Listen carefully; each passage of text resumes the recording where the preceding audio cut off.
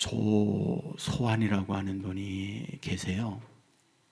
이분이 마케팅은 생존이다 이런 책도 내셨고, 모티베이터라고 하는 책도 내셨어요. 그 외에 마케팅과 관련되어 있는 책을 여러 권 내셨습니다. 이분이 국민일보의 역경의 열매, 성공한 사람들의 간증을 실는 곳인데 여기에 간증이 실렸습니다. 이분이 자기의 삶을 여기에서 소상하게 얘기해요. 애경 산업에서 이사도 지내셨고, KT와 통합하기 전 KTF라고 하는 통신회사에서 부사장까지 지내신 분이에요. 우리가 사용하고 있는 2080 치약을 이분에 의해서 만들어졌어요. 그리고 하나로 샴푸, 이것도 이분에 의해서 만들어졌습니다. 오래전에 KTF에서 전 국민의 전화기처럼 사용했던 쇼라고 하는 이름의 전화가 있었어요. 이 전화기도 이 사람에 의해서 만들어졌습니다. 그러니까 마케팅 분야에 있어서 참 성공한 그런 분이잖아요. 그런데 이분에게 아픔이 있었어요. 이분이 소위로 인관을 합니다. 그리고 훈련을 받고 있을 때에 수류탄 투척을 하는 그것이 시간이 오버가 되어지면서 던지려고 수류탄을 위로 눌렸는데 여기서 터져버렸어요. 그리고 팔 하나, 오른팔이 날아가게 되죠. 그 파편이 등, 그리고 썼던 철모를 뚫고 중상을 입게 된 거죠. 군인 통합병원에 입원했습니다. 의식을 찾았을 때 자기가 병원에 있다는 걸 알게 된 거죠. 그런데 이분이 이렇게 얘기해요. 가장 제일 먼저 생각난 것, 그것은 애인이었다고 얘기해요. 애인이 그렇게 보고 싶다랍니다. 어렵게 연락을 취하여 면회로 왔습니다. 만났습니다. 침묵이 한참 흘렀습니다. 그리고 일상 안부의 이야기를 하다가 30여 분이 지났을 때 힘들게 이렇게 말했답니다. 아직도 나 사랑해? 이런 중상을 입고 장애를 입은 나를 아직도 사랑해? 그때의 애인이 고개를 두 번 끄덕였다고 해요. 그때의 환희, 그때의 기쁨, 그때의 감사는 자기 일생 일대의 최고였다라고 고백을 하게 됩니다. 애인은 이후에 통합병원 옆에 방 하나를 얻어서 매일처럼 와서 관호를 합니다. 감사였어요. 어느 날 애인의 아버지가 왔어요. 딸에게 말하죠. 집에 가자. 그래서 딸은 아버지에게 말합니다. 안 가요. 여기에서 간호를 할 거예요. 아버지가 화난 모습으로 단호하게 말하죠. 너 저놈의 아내가 될 거냐, 아빠의 딸이 될 거냐, 결정해. 그래서 애인이 아버지에게 이렇게 입을 열더라는 거죠. 아빠, 그런 일은 없겠지만은 세상을 살다가 아버지가 어떤 사고로 인해서 팔 하나를 잃었다고 해보세요. 엄마가 팔 잃은 남편과 살 수 없어. 그리고 아빠를 버리고 다른 이에게 재혼하여 갔다면 어땠을까요? 하지만 엄마가 아빠에게 나는 당신과 결혼한 것은 당신의 팔 때문에 결혼한 게 아니에요. 당신 자신을 위해서 나는 당신과 결혼했고 오늘까지 살아요. 라고 말한다면 아버지의 마음이 어땠을까요? 라고 딸이 말하는 거예요. 이 말을 들었던 아빠가 아무 말 못하고 병실을 떠난 거죠. 조소아는 이와 같은 광경을 눈앞에 보고 있잖아요. 그때 이렇게 말하는 거예요. 내 일생일대 최고의 만남은 이 여자를 만난 거구나. 세상에 이런 천사 같은 여자가 어디 있겠느냐. 내가 이 여인을 위해서 내 모든 것을 바쳐야겠다. 이런 생각을 하고 병실에서요, 대학을 영문과를 편입하기 위하여 공부를 하는데요. 중상을 입은 상태잖아요. 문장을요 3번을 읽으면 외우지더랍니다. 사랑하는 여인을 위해서 살겠다 마음 먹으니까 인생이 이렇게 달라지더라는 거예요. 저는 그 글을 읽으면서 생각합니다. 사람은 만남이잖아요. 엄마 아빠의 만남이고 친구와의 만남이고 회사 동료들과의 만남이에요. 근데 누구와 만나느냐 하는 것은 그 이후에 그 인생을 결정 지을 수 있잖아요. 오늘 본문은 우리에게 무엇을 말씀하고 있는 걸까요? 하나님께서 하나님과의 만남이 얼마나 중요하냐, 이것을 말씀하는 것. 이게 본문이에요. 우리는 이사야를 읽었습니다. 이사야는 크게 둘로 나누잖아요. 1장부터 39장까지 전반부라고 말하고 40장부터 66장까지 후반부라고 말해요. 그러면 전반부에서는 무엇을 말하고 있는 걸까요? 저주예요. 심판이에요. 어두움을 얘기해요. 후반부에 가면 뭘 말합니까? 구원이에요. 회복이에요. 축복을 말하고 있어요. 우리가 39장 마지막 부분에서 이렇게 말씀하는 걸 봅니다. 보라, 날이 이르리니 내 집에 있는 모든 소유와 내 조상들이 오늘까지 쌓아둔 것이 모두 바벨론으로 옮긴 바 되고 남은 것이 없으리라. 여호와의 말이니라 말씀합니다. 무엇일까요? 저주를 말하죠. 내가 쌓아놓은 모든 것들 바벨론으로 옮기지 않는 것 없다. 여호와의 말이다. 하나님의 심판이잖아요. 그게 39장 마지막에 얘기해요. 그런데 40장으로 넘어와요. 40장 1절에서 뭘 말씀하는지 아세요? 이렇게 기록하죠. 너의 하나님이 이르시되 너는 위로하라. 내 백성을 위로하라. 위로하라. 내 백성을 위로하라. 39장까지 어둠, 39장까지 저주, 39장까지 고난을 얘기해요. 그런데 40장 넘어오자 위로예요. 축복을 선언해요. 회복을 말해요. 이것은 마치 칠흑같이 캄캄한 밤에 광명한 빛으로 바뀌어지는 걸 말해요. 추운 겨울이 끝나면서 봄날이 오는 걸 얘기해요. 절망적 인생이 끝나면서 희망으로 바뀌어지는 걸 얘기해요. 저주가 축복으로 바뀌어지는 걸 말씀하고 있는 거잖아요. 이것을 얘기하면서 오늘 우리 43장으로 옵니다. 여러분 43장 1절 이하는 어떤 말씀이에요? 우리 잘 아는 거 있죠? 내가 너 지명하여 불렀나니 너 내 것이다. 이 말씀 하잖아요. 그리고 너는 두려워하지 마라. 내가 너와 함께한다. 함께하시는 하나님이 어떻게? 내가 물 가운데 지날 때 물이 너를 삼키지 못하도록, 침몰하지 못하도록 너를 돕겠다. 내가 불 가운데 지날 때가 있어. 불이 너를 사르지 못하도록 내가 너를 지켜주겠다. 이 말씀을 하고 있는 거죠. 완전히 저주에서 축복으로 말씀을 하고 있는 거잖아요. 그리고 나서 오늘 본문으로 이어지는 거예요. 그러면 이 본문에서 말씀하려고 하는 하나님의 생각, 하나님의 마음이 뭘까요? 말했어요. 내가 너 지명하여 불렀다. 내가 너와 함께한다. 내가 불 가운데 지날 때 내가 너와 함께한다. 물 가운데 지날 때 내가 침몰하지 못한다. 불 가운데 지날 때 타지도 못하게 한다는 말씀을 해요. 그런데 그분이 누구냐, 그분이 어떤 분이냐를 말씀하는 게 본문이에요. 자, 본문 10절 하반절의 쉬운 성경을 보면 이렇게 기록되어 있습니다.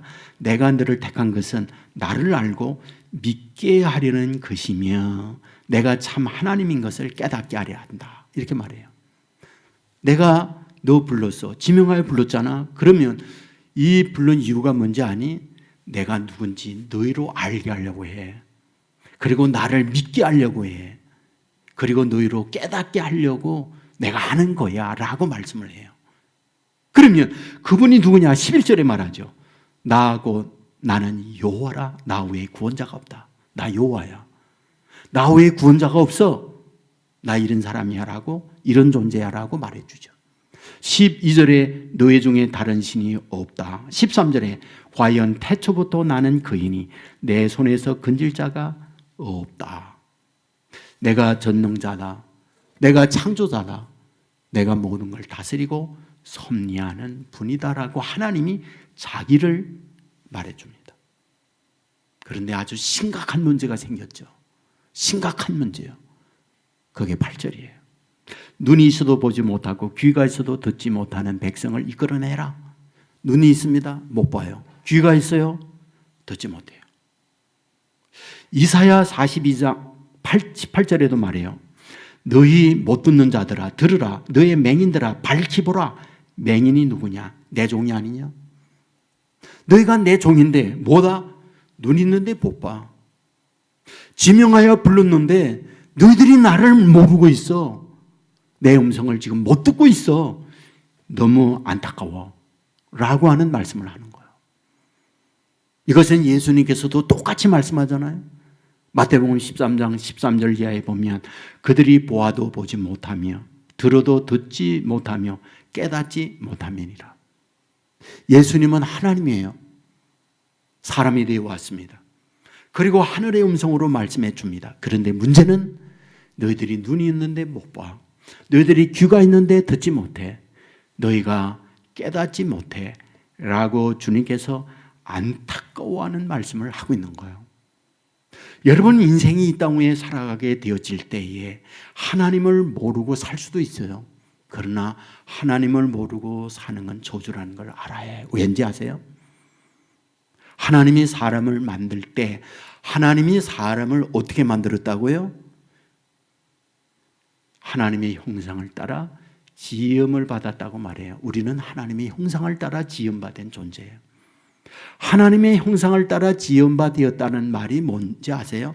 우리 안에 하나님을 떠나서는 살 수 없는 존재로 우리를 만들었다 이 말이에요. 지난 주간 새벽 기도할 때 디제스트라고 하는 영어 단어 풀이를 한 적이 있어요. 디제스트라고 하는 영어는 재앙이라는 말이거든요. 이 재앙이라고 하는 단어의 어원을 설명했어요. 디스라고 하는 부정 접두어, 반대라고 하는 접두어잖아요. 아스트로라고 하는 단어가 있어요.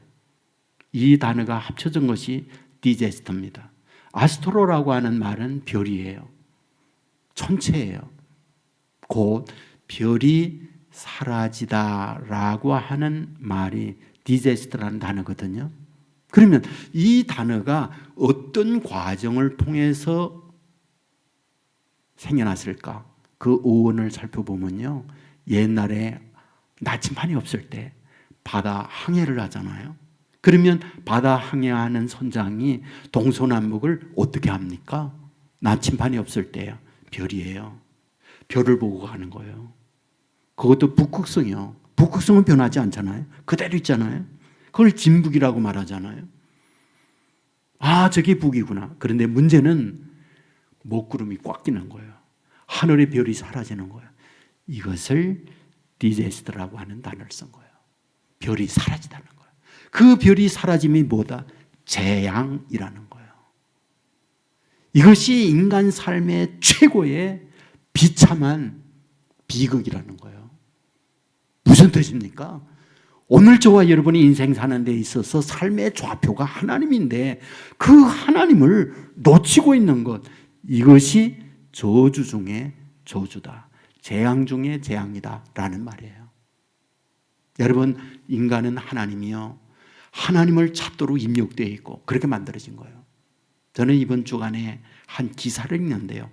해양수산부에서 제주도 중문에서 한국에서 해양수산부에서 낳게 만들고 키웠던 거북을 방류를 했는데 방류한 그 거북이 월남, 베트남, 동해안 해안에까지 갔다는 기사였어요. 굉장히 의미가 있다고 봐요. 왜냐하면 제주도에서 월남 해안까지 약 4,000km가 돼요. 근데 이 새끼가 한국에서 난 거예요. 한국에서 키웠어요. 그런데 그것을 제주 중문 해안에서 방류한 거예요. 그리고 거기에 위성 칩을 넣었어요. 그래서 움직이는 걸 다 본 거예요. 그런데 지난 2월 24일에 이게 베트남 동해안에 간 거예요. 그러면 이 학자들이요, 어떻게 여기 갔을까 하는 거예요. 놀라운 게 뭔지 아세요? 그 새끼의 어머니의 고향이 거기라는 거예요. 학자들이 기가 막힌 일 아닙니까? 그 새끼는 한국에서 낳았는데 그 어머니가 고향이 거기예요. 어머니의 고향을 이 거북이 찾아가더라는 거예요. 학자들이 뭐라고 그러는지 아세요? 태어날 때 DNA 속에 자기의 고향이 입력되어 태어난 거북이라고 얘기하는 거예요.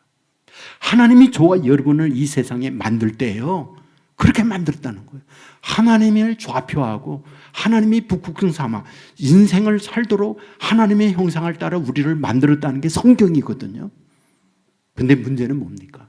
하나님의 인간이 자꾸 거부하는 거예요. 창세기 3장부터요, 사탄이 와가지고 하와에게 유혹하는 게 뭡니까? 선악을 알게 하는 열매를 먹으면 눈이 밝아져 내가 하나님이 돼. 하나님 필요 없어도 돼. 그걸 얘기하는 거예요. 그 말을 듣고요, 선악을 알게 하는 열매를 먹고 하나님을 버리는 거예요. 성경의 역사는 이겁니다. 이거요. 하나님의 택한 이스라엘 백성, 북이스라엘이 아수르에 망합니다. 망한 이유 뭡니까? 하나님 버리니까 망하잖아요.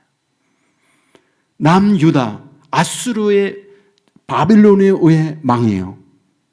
왜 망합니까? 하나님 버리고 방황하니까 망하는 거예요. 오늘 본문에서요, 지금 하나님이 이사야를 통해서 우리에게 주고자 하는 하나님의 간절한 마음이 있습니다. 너의 인생의 좌표 하나님이어야 하고, 하나님 만나지 못하면, 하나님을 보지 못하면 인생 방황한다. 그리고 방황 속에 파산한다. 이것을 말씀하려는 거예요. 그래서 본문에서 계속 말합니다. 나 외에 다른 신이 없어. 내가 너희들을 만들었어. 내가 너희들을 만나 너희들에게 간절히 사모하는 게 있어. 나를 알고 나를 믿고 나를 통하여 너희가 인생을 깨우침을 받기를 원해. 이 부분을 말씀하고 있는 거잖아요. 그렇다면 도대체 우리가 살아가면서 어떻게 하나님을 만나야 됩니까? 저는 출애굽하는 과정에 이스라엘 백성이 시내산에 이르렀을 때 하나님이 모세로 하여금 시내산 정상에 올라가서 십계명을 받게 하잖아요. 십계명 우리 잘 알아요. 1계명부터 4계명까지 하나님을 섬기는 계명이고, 또 5계명부터 10계명까지는 인간과의 관계에 있어서 어떻게 살아야 할지에 대한 계명이라는 게 너무 잘 알아요. 그런데 1계명부터 4계명까지 내용을 보세요. 1계명 나 외에 다른 신 두지 마라. 2계명 우상 만들지 마라. 3계명 여호와 이름을 망령때 일컫지 마라. 4계명 한 날을 정해서 여호와 하나님 섬기는 거 제대로 해. 안식일을 기억하여 그날을 거룩히 지켜야 해. 이 말씀을 하고 있잖아요. 도대체 왜 하나님께서 출애굽하는 그들에게 그 중대한 시점에서 십계명을 이렇게 주는 겁니까? 이유가 뭐예요? 가나안에 가면 바알이 있고 가나안에 가면 아세라가 기다리고 있어요. 이 좌표를 놓치기 쉬운 거예요. 세상에 눈에 보이는 곳에 와요. 우리의 믿는 이것이 근본적 뿌리가 흔들리는 거예요. 그렇기 때문에 어찌한다. 이것을 되찾아 가기 위하여, 이것을 놓치지 않기 위하여 지금 하나님께서 이 말씀을 주고 있는 거예요. 자, 그렇다면 오늘 저와 여러분이 살 때에 어떻게 하나님을 만나 북극성 되시는 주님을 바라보며 흔들림이 없는 인생길을 갈 수 있을까라는 거예요. 어떻게 합니까? 어떻게 해요?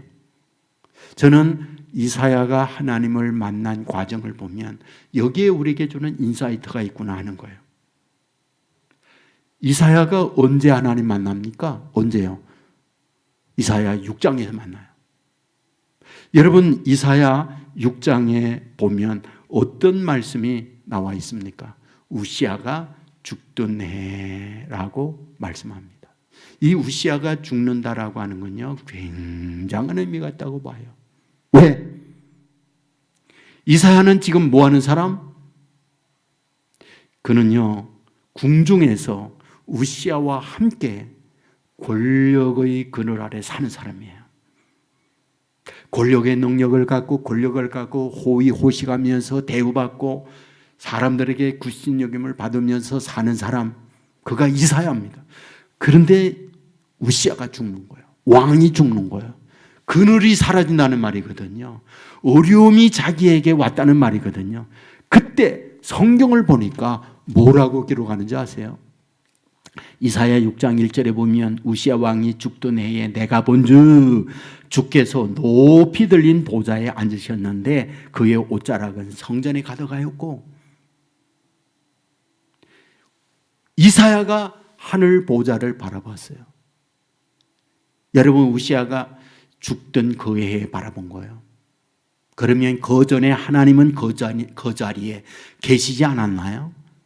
이사야가 보니까 그때 와서 앉아 계십니까? 그렇지 않죠. 언제나 계셨던 하나님인데 뭐다? 이사야는 못 보고 있던 거죠. 어째서? 그 눈에요, 이끼가 낀 거예요. 권력에 있기요, 돈에 있기요, 사람에 있기요. 이게 끼어서 못 보는 거예요. 이게 끼었어요. 저는 몇 해 전이에요. 한 교회에서 충남 서산에 의료봉사 갔어요. 한 교회 중심에서 지역의 아픈 분들, 의사들이 봉사합니다. 그런데 70세 된 할머님인데요, 40년 동안을 앞을 보지 못하고 지낸 분이에요. 30살 때 시각장애가 온 분이에요. 근데 안과 전문의가 보다가 이거 간단하게 치료할 수 있는데, 그래서 이분을 자기 병원 서울로 모셔서 그 막에 끼어있던 걸 제거했는데 눈이 확 보이는 거예요. 이 얼마나 슬픈 일이에요. 간단하게 제거하면 볼 수 있는 그것을 이 검은 동자를 가리는 것 때문에 못 보고 있는 거거든요. 여러분, 나이가 들면요, 백내장, 녹내장이 와요. 그래서 우리의 눈을 가리잖아요. 그래서 수술합니다. 마음의 녹내장, 마음의 백내장이 많아요. 세상의 탐욕과 세상의 권력과 세상의 돈이 우리의 영혼을 가려서 살아계신 하나님을 못 보고 있는 거예요. 근데 문제는 하나님께서 어떻게 합니까? 하나님이 보게 하기 위하여 주의 사랑하는 사람들에게 고난이라는 걸 주시다는 거예요. 그러니까 이사야가 왕궁에 지내면서 왕 우시아가 죽던 해에 하늘 보좌를 보았다. 우시아 왕만, 권력만, 돈만, 세상의 쾌락만 보고 있던 그가 어려움과 환난을 만나니까 눈을 가려 하늘을 보았더니 거기에 계신 하나님을 만났다. 이걸 말씀하고 있는 거잖아요. 여러분, 저와 여러분이 살아가면서 시련이 있어요, 어려움이 있어요, 고난이 있어요. 성경은 이 과정을 통해서 하나님을 보게 한 하나님의 놓고 하나님의 사인일 수 있다는 걸 우리에게 말해줘요. C.S. 루이스가 한 말 여러분 기억할 거예요. 고난은 하나님이 우리를 향한 나팔, 하나님이 우리를 향한 메가폰이다 라고 하는 말 많이 들어봤을 거예요. 여러분, 성경에 나와 있는 인물들을 가만히 보세요. 하나님을 경험하는 것, 거의 대부분이요, 환난과 어려움을 만났을 때 하나님 만납니다. 보세요. 하나님이 찾아와 하나님 만나 하나님과 동행하는 사람들이요, 다 환난과 어려움 속에 하나님이 찾아와요. 우리 한나 잘 알잖아요. 결혼했어요. 남편 엘가나에게 또 다른 여자 있었잖아요. 불이 나요. 그런데 불이 나 아이 잘 낳아요. 한나 자녀 못 낳아요. 여러분 자녀 낳은 분이나 다른 여자가 한나를 얼마나 무시합니까? 억압합니까? 비난하고 멸시합니까? 아픔의 상처, 고통 당해본 사람만이 알잖아요. 그런 아픔과 고통에 있을 때 성경은 뭐라고 말합니까? 주의 전에 들어가 눈물을 흘리며 기도하잖아요. 눈물을 흘리며. 그때 하나님이 찾아와요. 만나주죠. 그리고 태문을 열고 사무엘 주죠. 그 뒤에 보면요, 5남매 자녀를 더 줍니다. 그러니까 어려운 환난을 만났을 때 하나님을 만나는 계기라니까요. 예? 누가복음 24장에 보세요.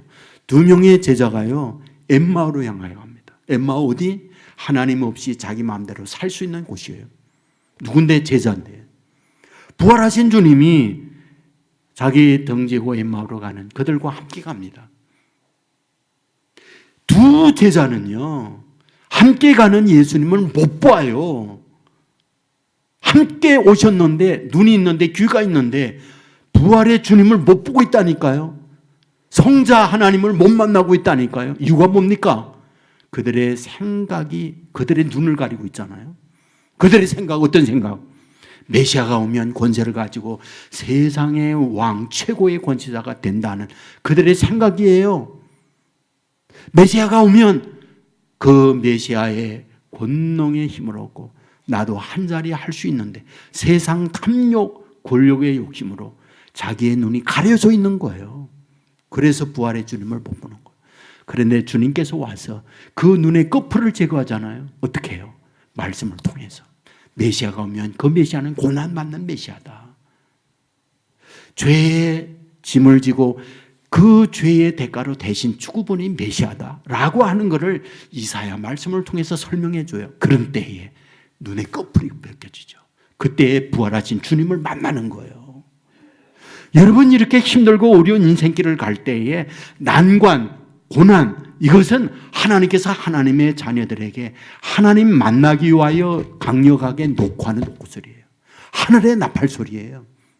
그리고 우리 눈에 영혼의 마음에 낀 백내장, 녹내장 제거하는 기회가 되어지면 반드시 저와 여러분을 만나기를 원하시는 하나님께서 만나고 믿음의 사람으로 만들어준다는 거 믿으시기를 주의 이름으로 축원합니다.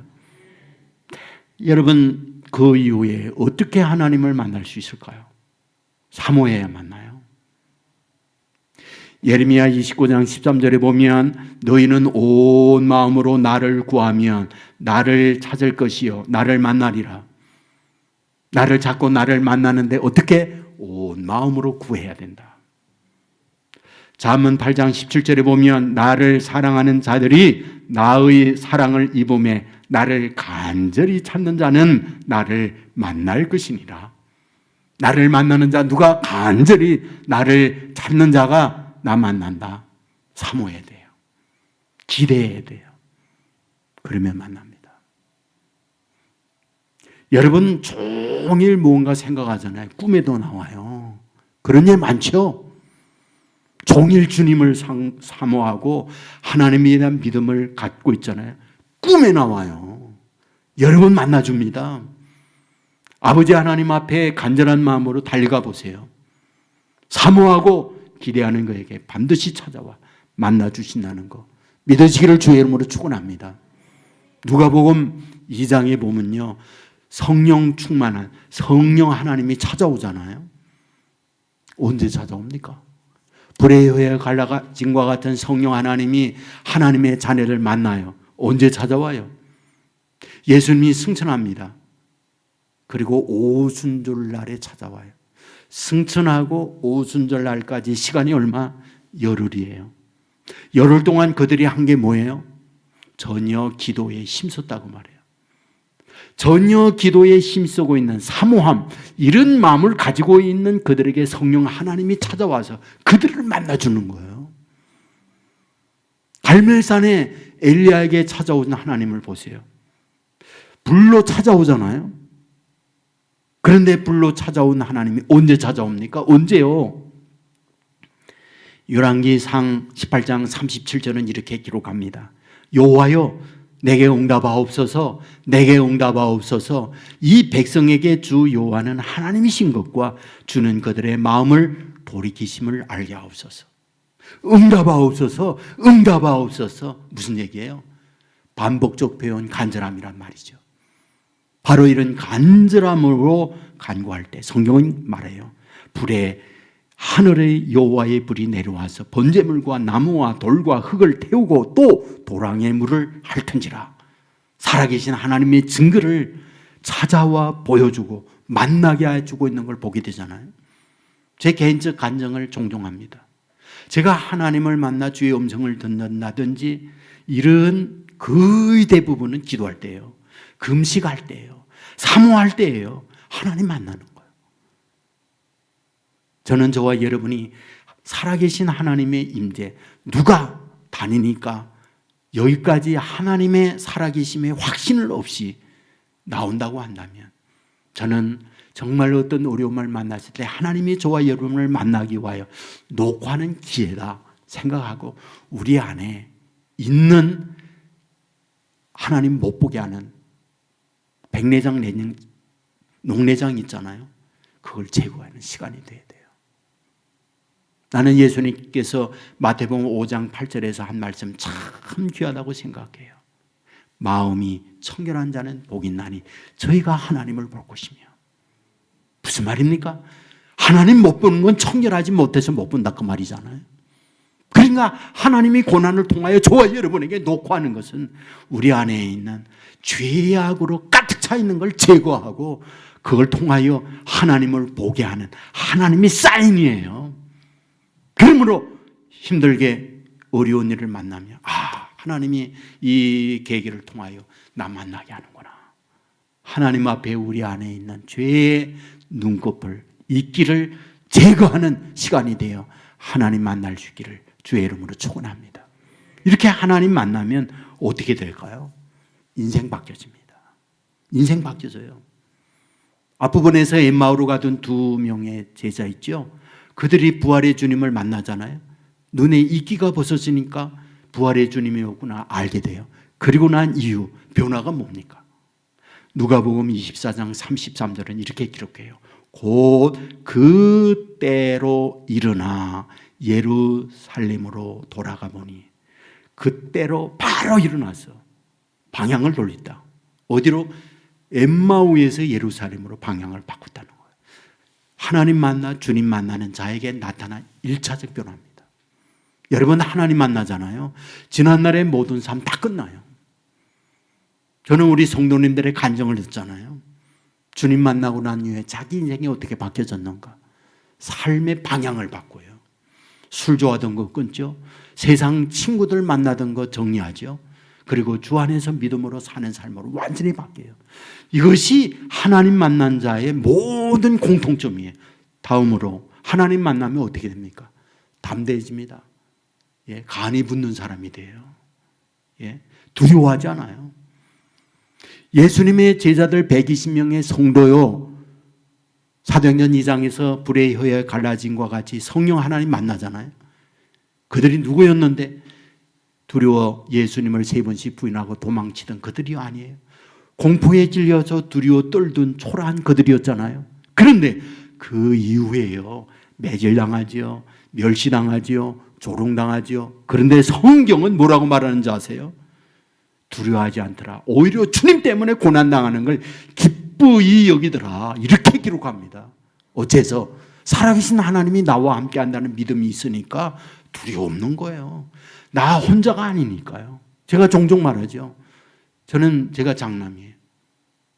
그래서 늘 어릴 때 형이 있었으면 좋겠다 하는 마음이 그렇게 많았다고요.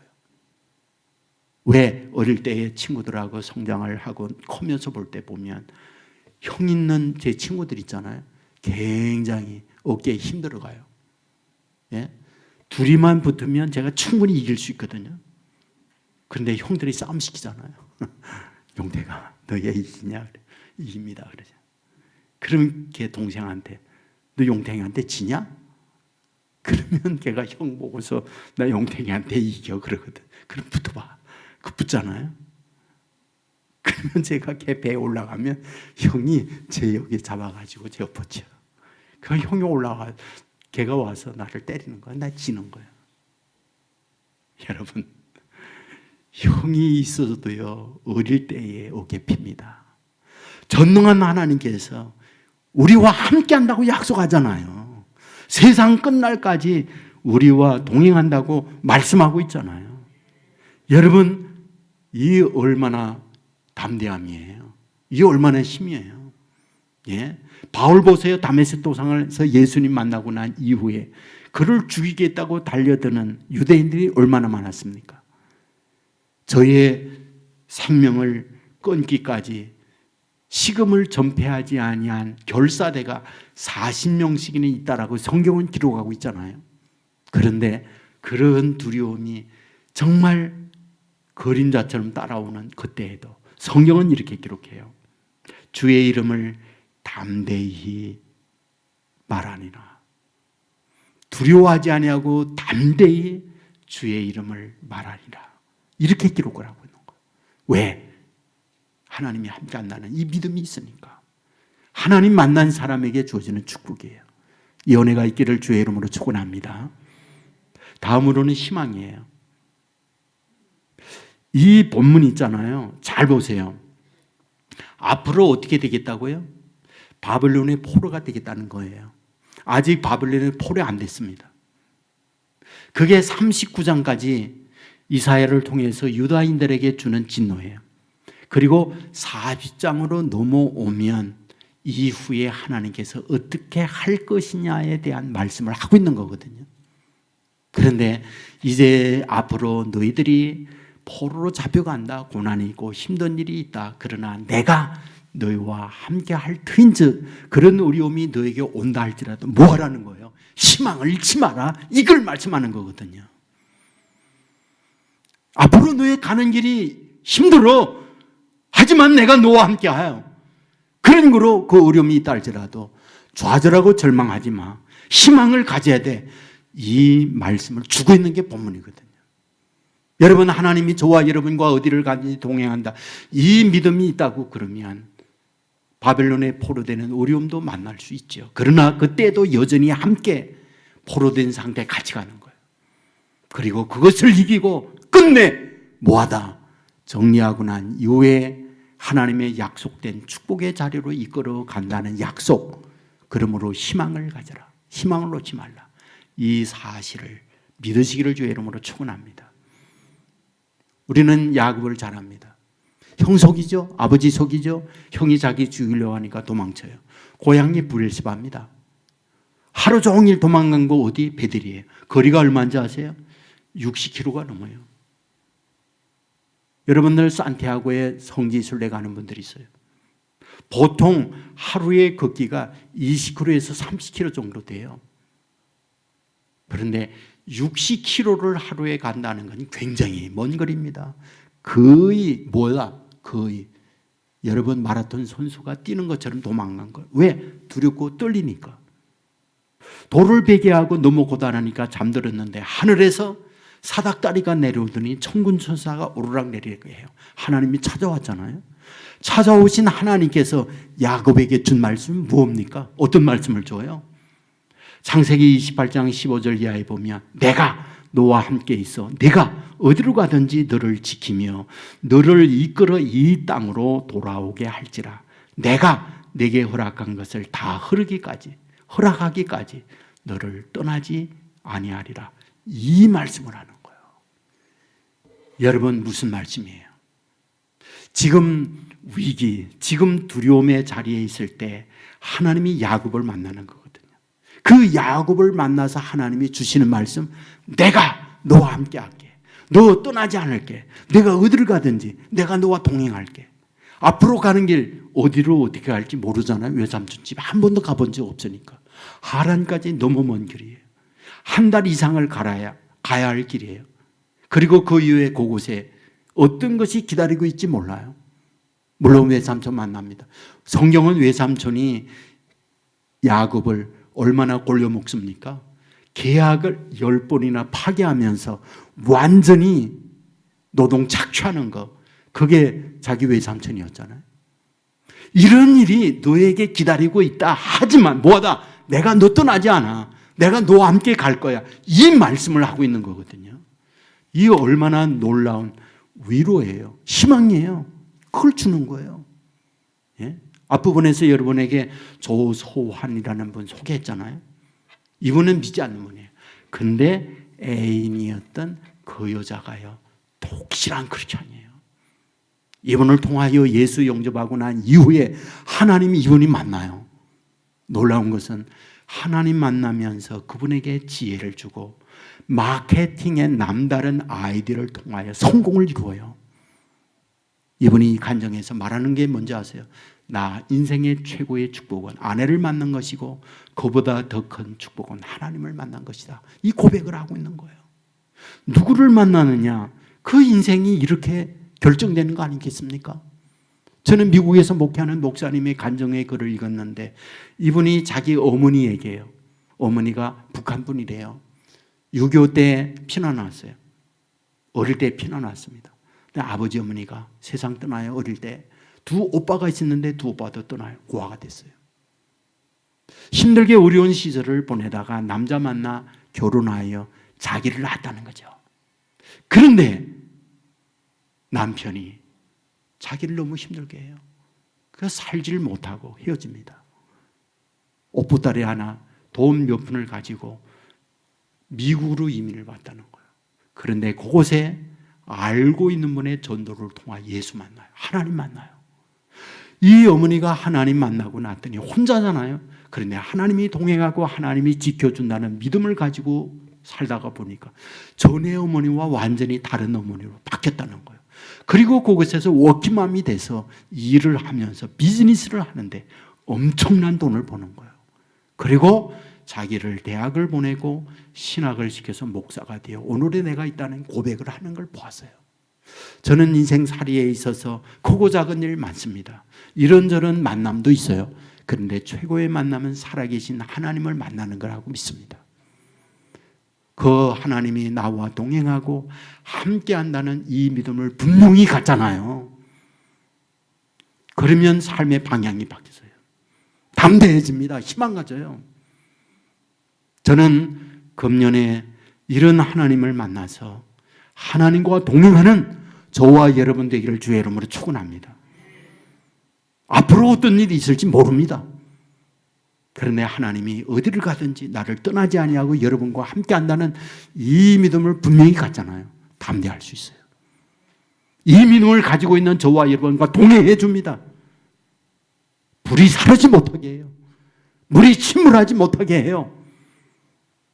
끝내 약속된 그것을 얻도록 이끌어 주십니다.